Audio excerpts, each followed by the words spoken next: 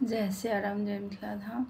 सब संत भगवान के हमरा तरफ से धन्यवाद, सब पे के प्रणाम। एकटा छठ पूजा के सुनाबै छी गीत। चारू चौखंड के पोखरिया,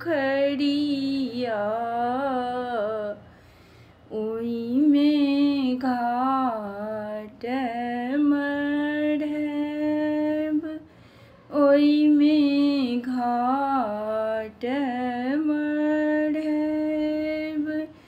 चारू चौखंड के पोखरिया, ओइमे घाट मढ़ब, ओइमे घाट मढ़ब। उगियौ हे दीनानाथ, सेवक कल जोड़ने ठाड़, सेवक कल जोड़ने ठाड़। सुपवा खरीदलहुँ हे दीनानाथ,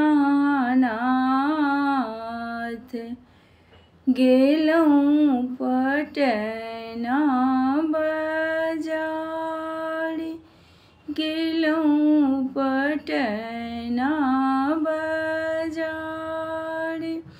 सुपवा खरीदलहुँ हे दीनानाथ, गेलहुँ पटना बाजार, गेलहुँ पटना बाजार। उगियौ हे दीनानाथ,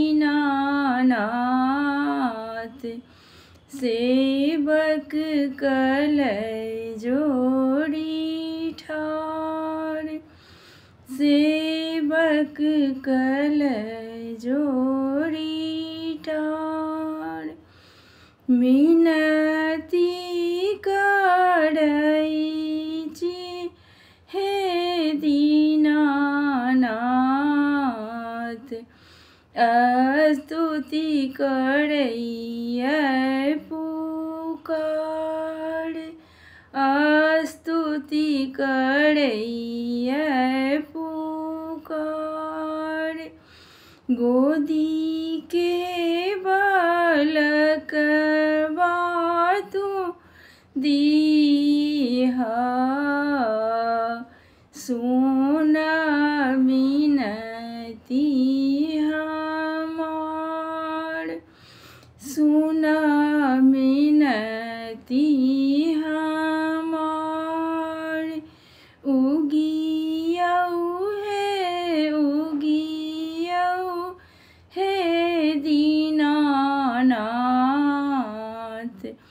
हम सब कल जोड़ी ठाड़, हम सब कल जोड़ी ठाड़।